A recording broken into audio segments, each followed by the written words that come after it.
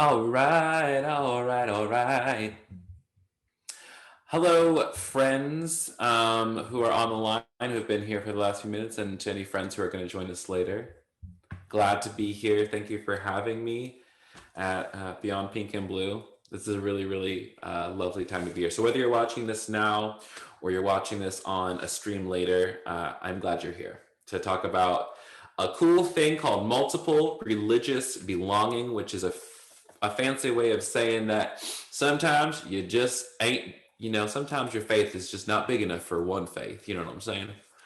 Um, but yeah, I'm excited. The title of it is called "When Jesus Joined My Coven," which is a nice and snappy way of giving you exactly what you're about to get. So, anyways, I'm going to introduce myself real quick. My name is Kevin. I'm 30 years old. I am a Scorpio. I'm an Enneagram 8 with a 7 wing. I've got ADD and I struggle with anxiety and depression. So, to help with that, I take 150 milligrams of Wellbutrin and 50 milligrams of Zoloft every day. And I also use cannabis as medicine and as a meditative tool because it is a tool and it's good medicine. And how do I identify it religiously? Great question. I don't, I've been trying to figure that out for the past few years. And the way that I've come to explain it is, the fancy academic term is multiple religious belongings. But the way that I actually feel about it goes more like it makes more sense in the story form. But I'm not going to tell you like my story. I'm actually going to use a parable to kind of explain what I think multiple religious belonging. Um, I wrote a book and I published it at the beginning of this year called Bad Theology Kills. And in it, I wrote a short story that was meant to be read as a children's story to kind of explain what deconstruction of faith feels like, and also what it feels like to find home in a different religious space than what you thought you were. So, goes like this. Once upon a time, there was a very particular kind of people with a very particular kind of culture who wore a very particular kind of jacket. And this jacket was a white denim jacket. It was beautiful. Everybody loved their white denim jacket. It's what really showed everybody that you belonged to the people. It was a sign of protection. It was a sign of culture. It was a sign of pride in the community. And so an individual would grow up in this society, and what would happen is even the small ones, even the little persons, when you're a kid, you get these miniature versions of the jacket until you were old enough to put this jacket on for yourself. And so one day, this young human grows up, is old enough to put on the white denim jacket that his people had for him. And so what did he do? He put it on. He put on the white denim jacket and he wore it with pride. Loved it so much, more than anything else, and did everything his people told him, because he knew that to belong was to be loved. And he knew that to be loved was to be like everyone else. And so years went by, and in the desert, right beyond the place where his people dwelt, there was a flashing light out in the distance that this person saw every single day. And it kind of like felt like it called to him for some reason. It was like a question that kept hitting him in his mind, like, what is that thing out there? I need to know. And so he asked his people, what is that thing out there beyond our boundaries? And they said, oh, no, you don't go out there. Out there, there is weeping and gnashing of teeth. Out there, God is not. But we can protect you. If you stay here with us, we will love you and we will show you exactly what to do. We'll show you exactly how to live. And the young person took them at their word and said, okay, yeah, this makes a lot of sense. And so they didn't ask any questions. Fast forward a little bit. Curiosity always gets what it wants. And so there was this young person who was having this thing of, it can't be that bad. It can't be that scary. I've got to go find out. They're there. Like that, everyone has always told me it's bad out there. Everyone has always said, and who told them that it was bad? I don't know.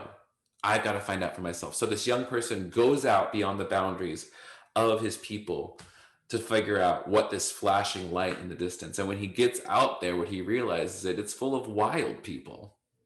and wild people dancing, and there were fat people, and there were skinny people, and there were black people and brown people and people who had hair of different colors. It was a beautiful sight.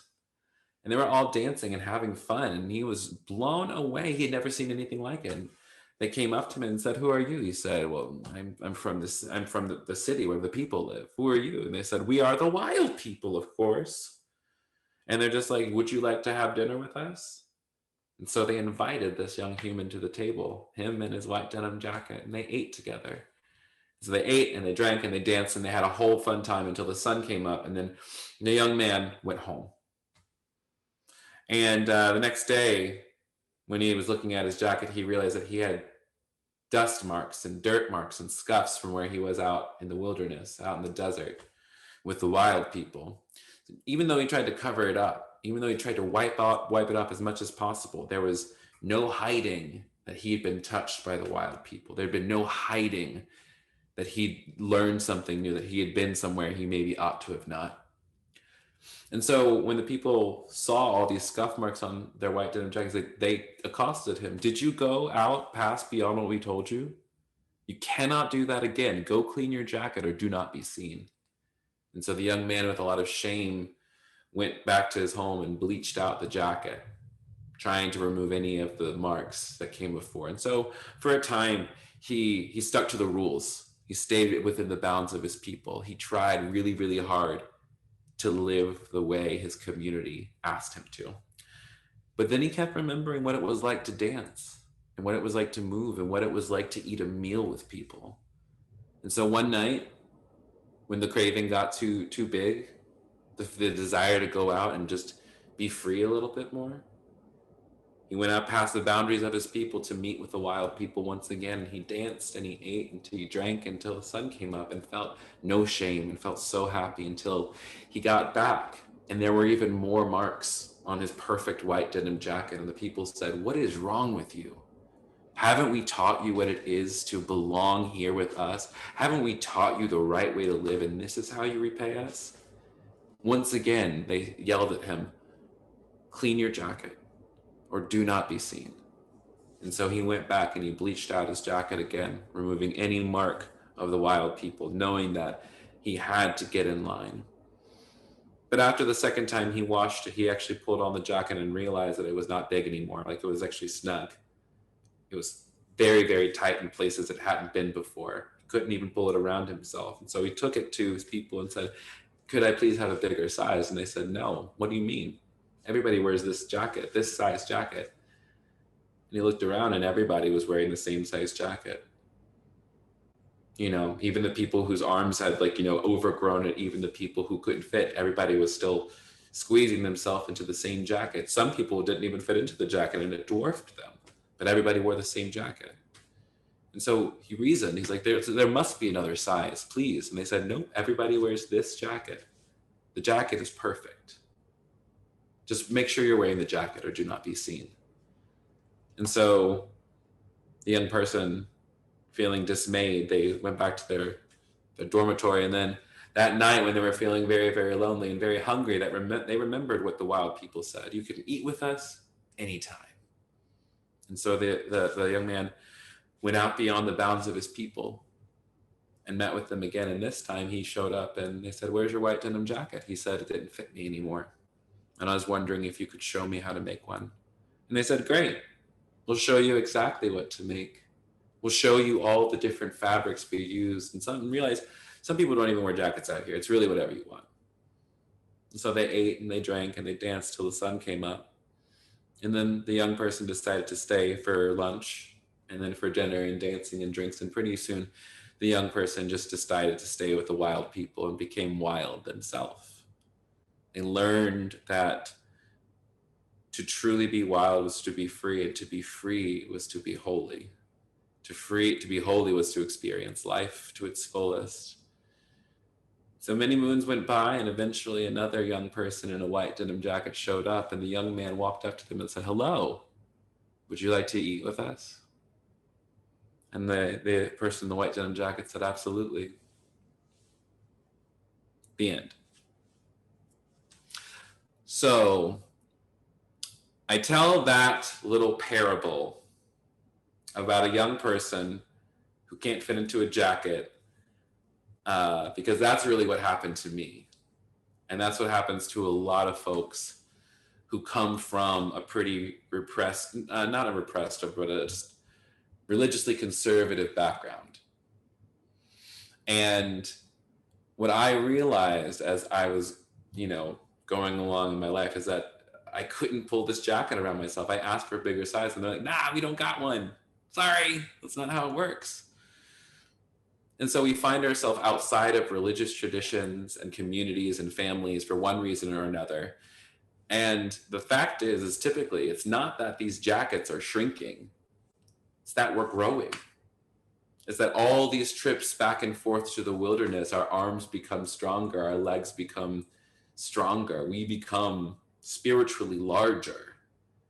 And the traditions that have held us or maybe even introduced us to things don't always feel big enough for what one might feel. And so a lot of people, we've kind of been gathering out in these wilderness spaces, so to speak. And we were told there was weeping and gnashing of teeth, right? We were told God's not out here. And there is, like, the thing is, like, there is weeping, but not for the reason we think. It's weeping because we realize that a system has kept us from God for so long. A system has said you can't experience God that way. And there's gnashing of teeth because we see religion being weaponized and used to suppress and oppress Black, brown, indigenous, immigrant, queer, trans bodies. And faith systems are being used as prisons instead of teaching us ways to liberate ourselves from the oppression. And so we found that it's not exactly what they said. Out here, we find it a lot easier, I think, at least for myself, to break bread with everybody else who's been rejected. Those who have left maybe establishment religious spaces, people who decide to wear different kinds of jackets, if you will. And so that's kind of like the preamble to all this. And so I want to talk like a little more practically now about like what happened for me, like how I religiously identify, if you will, because I was told my whole life, again, like, you can only pray this way. God is only Father. You can only identify with Jesus and nobody else. And you can only read the Bible as a holy text and nothing else. But like, if you've ever met an Episcopalian, Mary Oliver poetry is like their second book of common prayer. Also, like, Mary Oliver is so good. Like, that's scripture for me too. But I think what it is that a lot of us just don't know that we could even find God in these other places. We were told, again, God lives over here, and this is how you get to him, specifically him, not her. Or Zen, who knows what the kind of pronouns they like. But it didn't really make sense to me. It's like I kept finding God in all of these different places. And once I allowed myself to just say, you know what, maybe it is God. Maybe it really is. Like, maybe it's bigger than what I thought it would be. Maybe all of God's children, not all of them are Christians. Maybe. Just a thought. So for me, growing up, I was always really drawn to things like astrology and tarot and magical things and crystals. And eventually, like, through my time in seminary, realizing what spirit was calling me towards, it opened me up in a new way to recognize that God was not just in my Christian practices. In fact, like, the reason I started practicing different magical practices is because the old modalities of my spirituality weren't working anymore. The ways I learned to pray as a child weren't working, especially because for many people, you talk about prayer, what they're thinking is, can I pray for you? Can I pray to get your homosexuality out of your body? Can I pray? Listen, I'm praying for you, which is like, it's a, again, passive aggressive way of saying, like, I disapprove of your personhood sometimes. But like, it wasn't working.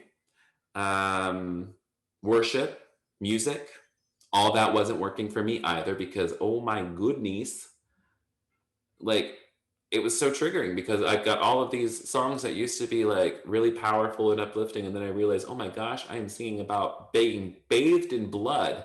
That sounds like witchcraft, mom. um, but I had to be okay with trying out different things, trying on different jackets to see what fit. That's actually something that one of my friends gave me. It's like, you don't have to sign on to anything. Just try it on. Try on the idea. Try on the practice. See how it fits. See if it works. And then from there, decide if it like test. What does it say? The Bible says, discern and test the spirits. See what is true. And so it's very interesting. I think we're just so afraid of trying things because it's like we're so afraid of a God who would punish us, right? We're so afraid to try out these new things because we think like God requires sacrifice, but it's not that way. I used to identify as denominationally promiscuous, which is the way that some of my other Christian friends identify for themselves. My friend Johina Vermarash is a Lutheran minister who pastors an African, an AME church, which is wild and amazing. So anyways, denominationally promiscuous is how I used to define myself, but in the middle of my seminary journey, under a full moon in Taurus, right before my 29th birthday, I kind of just realized that I was a witch, and I was like, huh? How is this possible? Because I was sitting out there under the full moon with like, my crystals and my tarot cards and like, I'm meditating and asking, spirit for guidance and whatnot. And then it was like, oh, I'm a witch. And I'm a witch. I know this because I'm doing witchcraft. And who does witchcraft? Witches do witchcraft. I must be a witch. It was just kind of like a logical progression. And then like the next scary thought was, am I going to have to leave again? Am I going to be kicked out again? And it was really scary for me because it's like, here I am seeking God the best way I know how to, and genuinely finding this powerful experience through engaging with these ancient practices from my heritage, from my Mexican and Celtic heritage. And people will no longer serve me communion because of that. People won't let me come to church because of that. People won't let me sing songs with them because of that. For some people, that's yes. For many people, that's a yes. Even for like, it's like, I've noticed even among queer Christians, the world that I come from, a lot of we deconstruct like the sexuality and the gender thing. So it's cool if you're queer and trans. And it's also cool, we can be down, like everyone's down with Black Lives Matter, but the moment you step away from strictly Jesus, some people get really, really offended. Some people get really scared, uptight, because again, we're still afraid of a God who would punish us and throw us into a fiery the gay lake of fire. So it's almost like there's a respectability politics that comes in a lot of times, saying that your Christianity, your faith, your queerness and faith has to look a certain way. Otherwise, you're out of line. Otherwise, you make us look bad. You make the queer Christian movement look bad if you're doing X. And I'm like, Jesus did not die for the queer Christian movement. Jesus died. Let me not go there. Not to get on the soapbox and preach at you, but let me not do that. So like in that moment when I was recognizing like, I am different, I have these practices that I'm exploring and they're bringing me closer to Jesus. I'm finally seeing the Christ in everything. And to be very frank, practices like tarot saved my life. Practices with meditation and mindfulness saved my life because I finally discovered it. I'm finally like creating patterns and tools. I'm using tools in my life to create patterns that are making me feel better and helping me do better and helping me like create peace, both within myself and outside of myself. And I would say that's the whole point. That is the entire point of religious and spiritual exploration. And if it's to be more clear, the point is to explore and find peace. That's it. If at the end of the day, your religious experience or your spiritual practice is not taking you closer to peace, what is it? Why? That's my question as a practical theologian. I actually, the first person I came out to as, came out of the broom closet to, if you will, was one of the chaplains at my school, Reverend Katie, and I just sat with her and I said, I think I'm a witch and I don't know, like, and she said, it's okay. She's like, you're not the first person to tell me weird things like this, and you're not going to be the last person. Just like, it's okay. And that was the first time I heard it was okay for me to have questions. It was the first time I felt assured that even though I wasn't strictly a Christian anymore, I was still welcome at the communion table. So I had a real, like, Columbia Theological Seminary was a real haven for me to be able to explore the depths of myself. And I'm really, really thankful. And then 2 weeks later, I ended up preaching from the pulpit as somebody who was like, I don't even know if I'm a Christian, but, you know, here's what Jesus is teaching me anyways. And I also, for the record, used Harry Potter as a sermon illustration. So I'll let y'all work that out. So the question now becomes, like, where does my queer religious identity belong? And as the dearly beloved Maya Angelou said, I realized I belonged everywhere when I realized I belong nowhere. And that's kind of like, in some ways, kind of comforting, and brings to mind the verse that says, behold, like, you know, foxes have holes and eagles have nests, but the Son of Man has no place to lay his head. The Jesus I follow does not lay his head in any single religious tradition. The Jesus I understand to be the metaphysical manifestation of love incarnate on the earth, maybe, and that I apparently am a co-heir with Christ, which means I'm co-heir to the universe. Like, that's wild. And the thing is, like, people say, it's like, Kevin, you didn't believe all the things we taught you. No, the problem is not that I didn't believe it. The problem is that I did. I fully believe that. And that's what has led me, because I'm so hungry for more, for deeper. And that is what these practices do for me. So when people ask me how I identify religiously, the place I've landed for now, I'll call myself a mystic and a witch who loves Jesus. And that's about where I land. And a digital pastor, because I live on the internet and I do pastory things. But like people might identify me as a Christian, but I myself, I don't know if I would, because there's a part of me that doesn't like dealing with the baggage that comes with 2,000 years of church history. And yeah, that's kind of what it comes down to. Like, it's like, I'm not very interested in the institution of the church much anymore. I mean, I love the Bible, and ironically, like, I still go to Park Avenue Baptist Church here in Atlanta, and I lead worship and sing songs about Jesus. So go figure. I don't know. But I love it.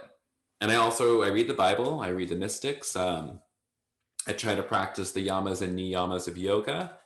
I love the texts of Baha'u'llah, who is the prophet and founder of the Baha'i faith. And I also read and teach from A Course in Miracles, which is a metaphysical text from 1975. You know, like, this idea of multiple religious belonging for me is like, literally, I'm like, I find myself wherever I find God. I find home wherever I find God. And that's really, I think, what this curiosity, and where you're going to find in perhaps your parishioners or your students, or maybe even your colleagues, is that there's going to be a lot of people, especially in the coming years, I think, as we've begun to kind of decolonize Christianity, as we've begun to really say, all right, what's the roots of this, and where do I belong in it? And the question, and I think other people are just like, these old modalities are not working. Let me explore this new thing. Because, like I said, for me, like, it was prayer was hard, worship was hard, engaging in group Bible study was hard, because for so many folks who come from it, it's triggering. And so, this thing with multiple religious belonging is a lot of people still hold on to Jesus and some aspects of the Bible and find themselves in some new age philosophy, in like really getting into astrology, tarot, crystals, your typical Instagram witches out there. Many Black Americans have begun reconnecting with Yoruba, which is the tradition of many African ancestors for them, and blending it with Black Christianity. Within my own heritage, with being Mexican and Irish, I'm deeply drawn to brujeria, which is translates as witchcraft in English, but it's a blend of indigenous Mexican folk magic. And then there's also, again, I'm deeply tied to Jesus. And then there's, the Cuban religion of Santeria, which was just basically a blend of Catholicism and Yoruba. So basically that the religion and the faith of Yoruba could survive through the Middle Passage to the Americas and into Cuba. So it's pretty wild to see where these things are coming up and how beautifully they really do blend. I think people get so scared of the idea of blending practices. It's like the Course in Miracles has a line that I love so much, which I think is, in my opinion, the perfect marker for any practice. And it's this: give up what you do not want and keep what you do. How simple is the obvious and how easy to do. It's just give up what you do not want. If you don't want to pray that way anymore, don't pray that way. If for people, they can't go to church anymore, like, here's the deal. If the church is dying, people are still going to need pastors. That's the thing. People outside the church still need pastors. They need people who care about their souls. And that's also the reason so much of our work within activism is also like so exhausting, because we do not know how to care for our souls. And so I think a lot of these practices that I have been learning has really helped me as an activist and also helped me as an organizer, because I recognize where I'm working from, where my source is coming from, and I've developed practices for sustainability and to keep us moving along and keeping us like empowered. And so one of those practices I'd love to share with everybody here right now. And it's just a little 10-minute meditative practice that I'm going to walk us through. It's an easy visualization. And if you've never meditated before, or you don't have a meditative practice, I want you to know that it's totally fine. You don't need to know. I'm going to walk you through the entire thing. You don't have to turn on cameras or anything. You can actually just be wherever you are. But take a second and take a deep breath in. So this is me. That's like, I've gone through much of the content, and now I want to share a practice with you. And then we're kind of go into, after this, we'll talk about practical stuff and do some Q&A. Sound good? Still tracking? I know I talked for a long time. Okay, shake it out. Shake it out if you want to. Okay, take a deep breath in through your nose, out through the mouth. Take another deep breath in through your nose, out through the mouth. One more breath in. And on your next exhale, if you haven't already, go ahead and let your eyes gently close down. And as you exhale, begin letting every single part of your body relax. Let it drift into deep relaxation, deep peace. Deep breathe in one more time. I want you to place one or both hands on your belly right now. And let your stomach expand. Don't try to suck it in or tighten it up. Just let it breathe. Let it hold out.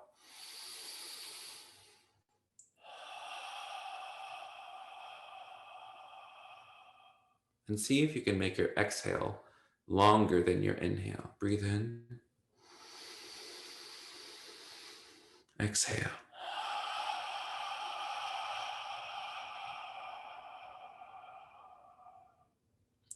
Let your breathing return to normal now. And I want you to pay attention to the relaxed feeling that you have behind your eyes. That gentle close, that same gentleness and ease. I want you to let that move over the top of your head. All the muscles and tensions relaxing. Maybe find a little bit of gentle movement in your neck to relieve some stress or tension. Unlock your jaw, soften your brow. On your next inhale, breathe into your throat space. Exhale, letting your shoulders go, letting your shoulder blades melt down the back. Letting your arms, your forearms, and your fingertips grow heavy and release downward, maybe tagging a little bit of weight in your elbows. Letting the spinal column go, melting downward, letting your chest relax. Letting your stomach and your guts just relax, not trying to suck anything in or hold it together. Letting that same relaxation feeling move down into your hips and your sits bones and your root. Moving out down into your thighs, your knees, your shins and calves. All the way down into your heels and pushing out to your toes.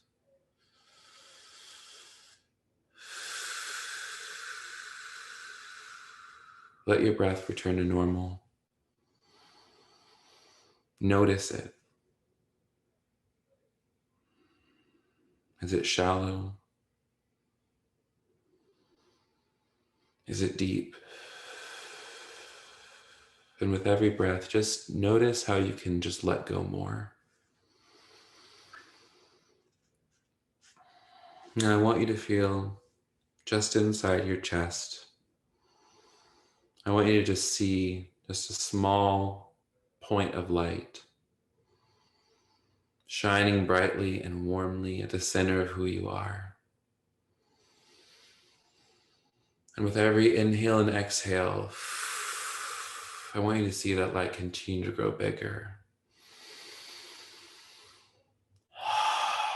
And with each exhale, it expands outward past your chest, past your body,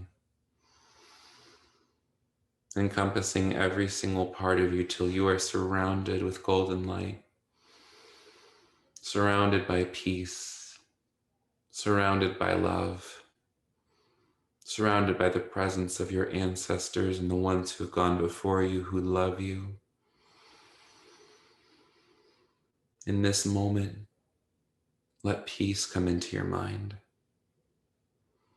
Every thought that you have about what's coming next, you can let it go.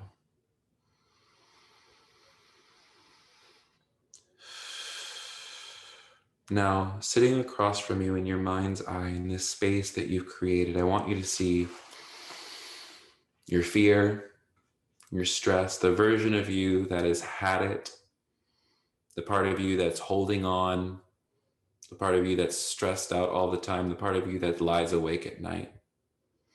I want you to invite them to sit across from you because right now we're going to meet them with love and compassion. I want you to see them in your mind's eye. Notice what they look like, this version of you. Do they look tired? Do they look scared? How old are they? Maybe they're 7, 8, 9. Maybe it's you earlier this morning. Take a second and see them. And then take a moment and ask them what they're here to say. What is your fearful self saying? What is your younger self saying? Listen now to yourself, to what yourself is saying.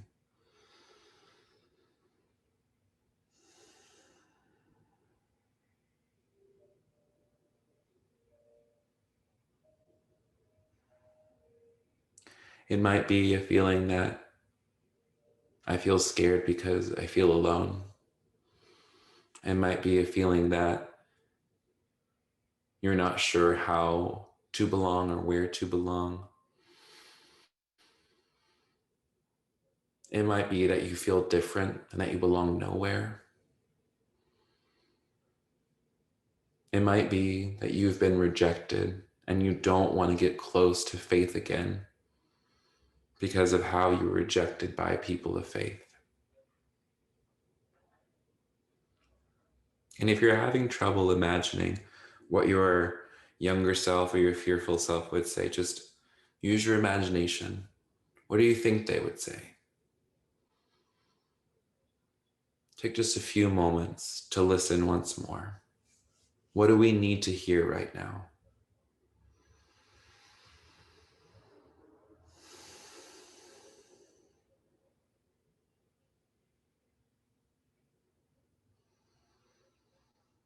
Now, I want you to see this version of yourself through the lens of love and compassion, through your truest self, this bright, buoyant, grounded, loving, compassionate self that we know we are.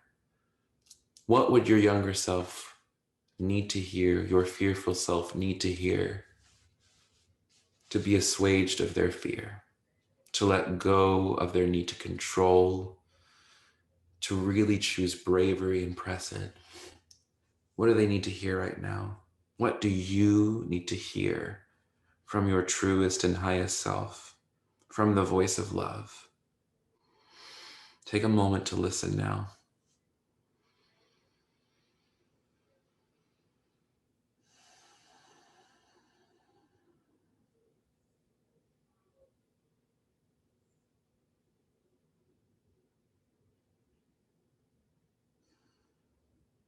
You don't have to do anything more than what you do. You don't have to be anything more than what you are. You don't have to perform. You don't have to get all the right words. You don't even have to believe perfectly. The only thing you have to do is be here.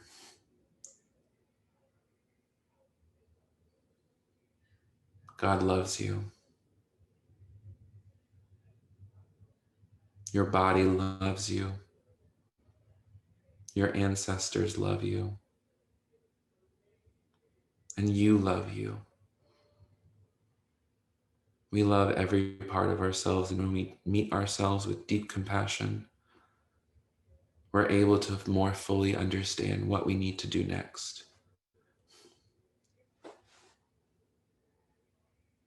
Spirit of the living God, our dear brother Jesus, will you teach us how to cultivate peace? For we know that it is just a remembrance away, just a breath away.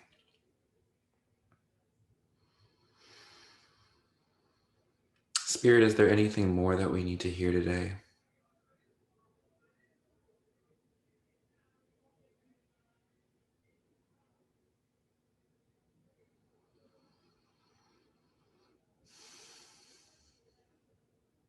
I want you to take a moment before we come back into our room to just take a visual, spiritual, mental, physical snapshot of what you're feeling right now. Maybe you feel, and hopefully you feel, a deep sense of peace and connectedness, a feeling of groundedness, a feeling of just being here. And if during this exercise you didn't feel any sort of kind of way, you just sat here with your eyes closed and you feel a little weird, that's okay too. Because even the intention of showing up cues your brain to say, I want to slow down more. And that is all we need. It's just the beginning, to get a touch, a taste of peace, to know that it's possible. Spirit, what would you have us do? Where would you have us go? And what would you have us say, and to whom?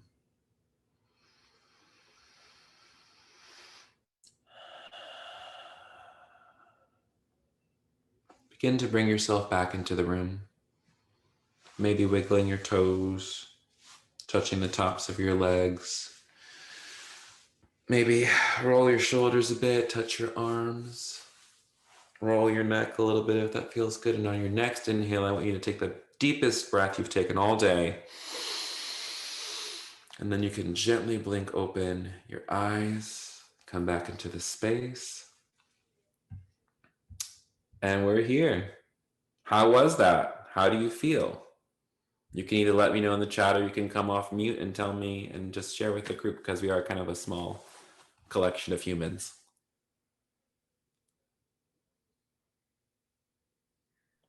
That was beautiful. Thank you for leading us in that. Good, cool. Because otherwise, it might have just been a crock of shit, and I have no idea. So I'm glad. That is that was just a quick, like, less than 10 minutes. So, my friends, this is one of the things I am so big about bringing in with any practices, no matter what tradition you are in, no matter where you find yourself. If you don't have a meditative practice, if you don't have a mindfulness practice, start now, especially if you're going to be clergy, especially if you are clergy, especially if you're going to be in any sort of helping profession. You need, and I don't normally like make hard and fast rules for stuff, but I just don't know what else to tell you. There's nothing else on this planet that is going to get you grounded like a meditative practice, a regular practice. And the thing is, like, a lot of people will say, "Oh, I don't know how to do it." Learn. You practice it. I don't do it perfectly. What is it? What is a perfect meditation? I don't do meditation. We don't do meditation because we want to feel holy. We do it because we are stressed the F out and we want to feel better. The whole goal is peace. That is it. The whole goal is being able to be resilient, because when I am at peace, I can give it away. When I am feeling joyful, I can work harder. When I take the time to honor my emotions and the feelings in this body, and to just slow down and say, how am I feeling? Oh, I feel tension in my neck and my back. Maybe I should do some yoga and stretch out. It sounds so dumb and so, but like, it sounds deceptively simple, but it's really not. It is that simple. Something I say to a lot of my clients is that the distance between hell and heaven is one thought. Prime example for me. Yesterday morning, I, for some reason, woke up on the wrong side of the bed. And then I realized when I went outside, I left one of my books outside. It rained. I left my yoga mat outside, and my yoga mat is made of cork, and so it was wet. And I lost pardon my French, my ever-loving shit in my backyard. I'm screaming the F-bomb at like 8:30 in the morning. Like, I ain't got my coffee. I haven't taken my meds yet. And then all of a sudden, I notice myself being angry. And it's almost just like all of a sudden my anger just evaporated, because it was like, what's going on here, buddy? Because that was a very I threw a glass across the yard. What a childish thing to do. It's because there was some young part of me that was triggered. I woke up in a house by myself, and maybe I was just feeling a little young and a little cranky and like a little bit overwhelmed by the fact that I'm a homeowner. And I moved in the pandemic. And also I totaled my car last week. Maybe I'm feeling stressed. But I tell you what, usually back in the day when it happened before, that would have taken me a whole day to get over. But then I just recognized that I was angry, took a breath and say, what do I need right now?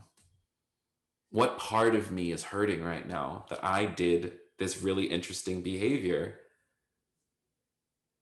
that I wouldn't have saw that if I didn't have a meditative practice. Because it really does bring in everything. I don't need to judge my feelings. I just need to love them. And I think that's not something I learned in Christianity, unfortunately. I didn't learn that from church. I didn't learn that in any pastoral care classes about how to be mindful. And I really wish that somewhere in my seminary journey that like there was a class on this, like how to mindful. Put that on something else. Maybe that's a class I can teach in the future. But that is something that, so going back to the original point, if you are a clergy person or in the helping profession and you don't have a meditative practice yet, start with Headspace. Get one. Maybe what I do every single day, I have my mala, I read A Course in Miracles, and I take 108 breaths with my mala, one per bead. Not just for fashion, baby. And that's one other thing I want to touch on before I open it up for some cues, is as we are exploring faith, as we're exploring multiple religious practices, is being really mindful of appropriation versus appreciation, you know? Because white people love to steal shit. It's just a fact.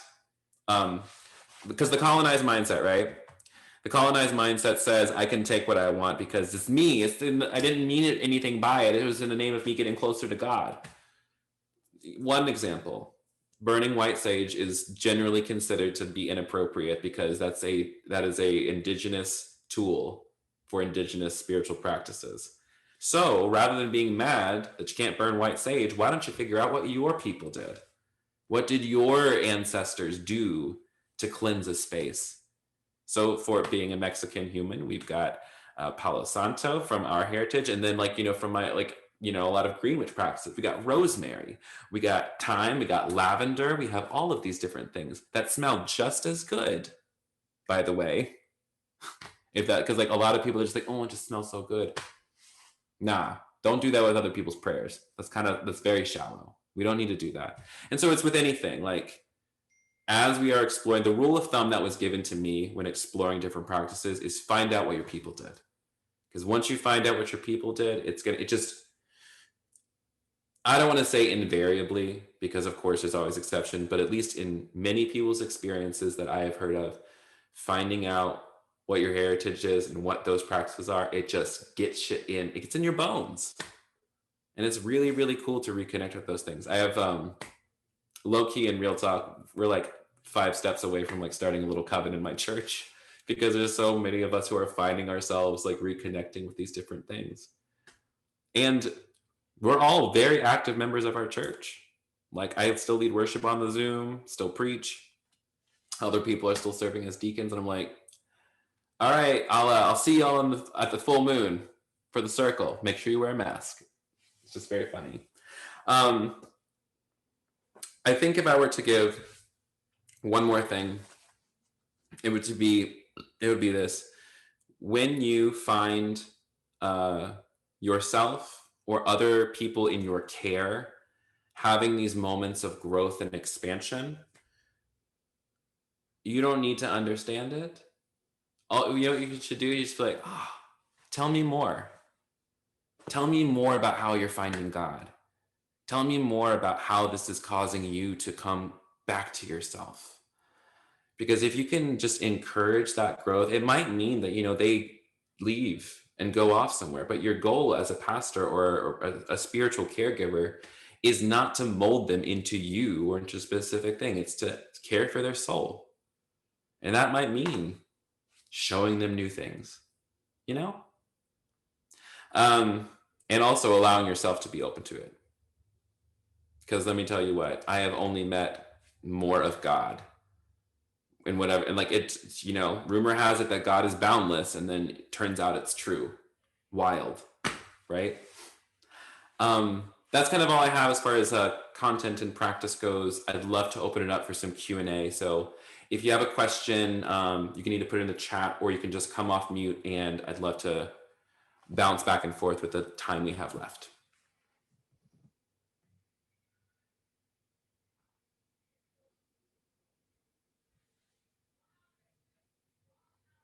And if there are no questions, I also have a few more. I think someone came off mute. Yeah, I came off mute. Hi, Kevin. Yeah. Hi. Hi. I started on my sort of terrifying post-Christian journey when Shiva started showing up to me in my dreams, and working out what that means for me as a white person and a person who's concerned about appropriation is a completely different conversation. But what I since then, the owl has revealed itself to me a lot and become one of my guides. And so this might just be me, but my people, they don't like, take me to places of peace and light. Mm-hmm. My spiritual journey is about dragging me through shit, because I guess that's how I learned. So I hope you'll talk about the balance, peace, light, joy. You know, all of those things are great. They feel good, but that's not the only thing that this great big universe that is all an incarnation of God is. Right. And I think that is a very, very good point to bring up. Religious practices, no matter what, yes, they're meant to bring peace, and also like they're also meant to teach us, what do we do with suffering?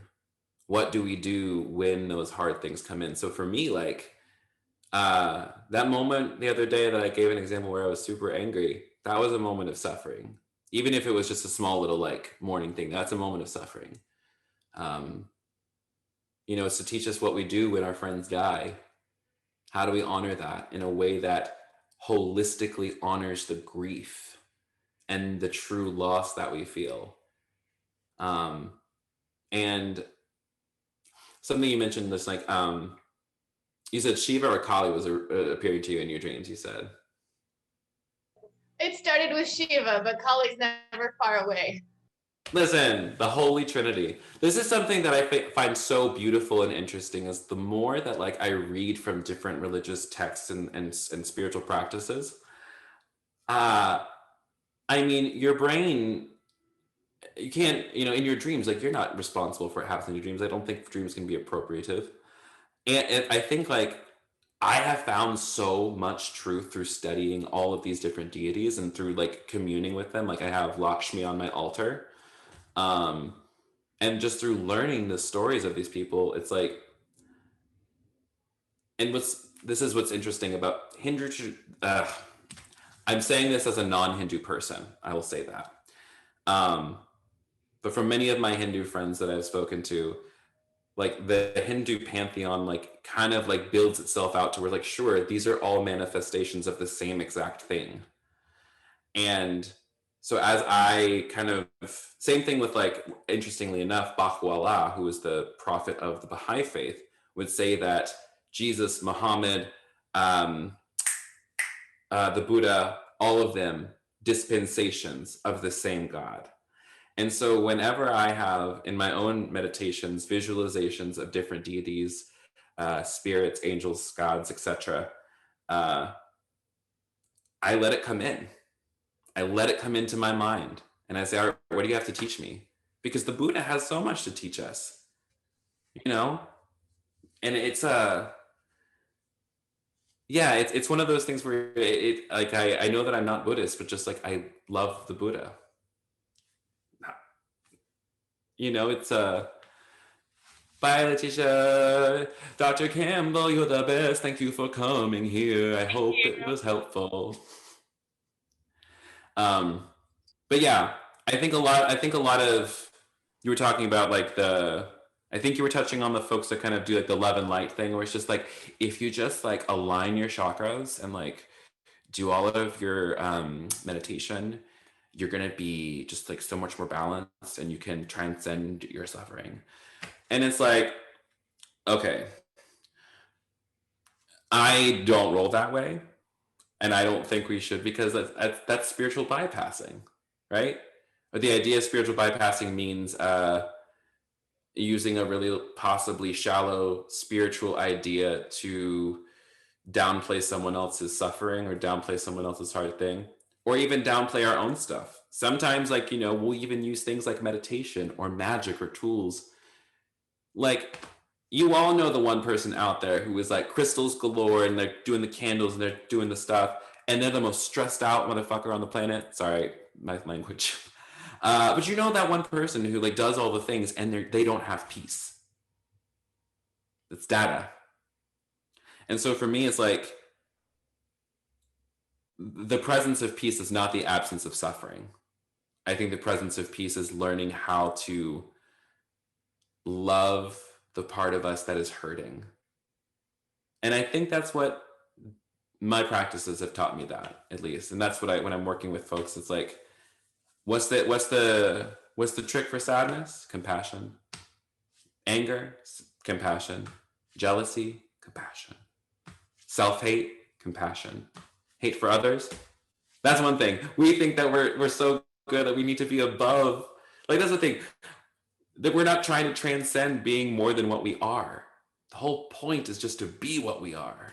So if you're angry, be angry. If you're pissed off, be pissed off. And then figure out what you want to do next. You know? Suffer and mourn and grieve as much as we need to. And then do the next thing. Anyway, sorry. I'm kind of like going off on a rabbit trail. I hope that did that cover some things that you wanted to discuss? Yeah, thank you. I just think that needs to be really said explicitly, and said explicitly a lot. Because there has not been, that's not been a part of a lot of the dialogue in the New Age movement, and the light workers and the peace and light bullshit that sells. It makes a lot of money because people don't want to suffer, but you can't see light without darkness. And you can't actually experience peace without disturbance. And spirituality based only on seeking light has this underlying connotation that there is something unholy or unsacred or disconnected from the sacred about those darker experiences, when in actuality the wholeness of the human experience. Yeah, it is in the dark night of the soul that we, every person I've ever known who's had a spiritual awakening, it always happened on the bottom. It always happened when we fell off the side of the mountain, not on the mountaintop. It's when the plane crash landed. That's when we started to figure it out. That's so true. And I think that is it's definitely a product of a Western capitalism mindset of just and also just the way our brains naturally are wired. It's I want to move away towards pleasure, away from pain. And so we have to do what seems to be the counterintuitive thing at first and say, no, this can be my teacher if I want it to be. This can be something better if I wanted to. The power and depth of darkness I'm doing. Ooh, I like that. We have just about a minute to wrap up. So I will say thank you to Kayla, our tech, for being here today and helping get all the recordings in the room set up. Thank you to Beyond Pink and Blue for having me as a workshop leader. And thank you to everyone here who came and asked questions and listened to me talk about some weird stuff / participate in some meditation. If you want to connect more with me, you can do that by going to thekevingarcia.com. I'll put that in the chat box. So that can, www.com.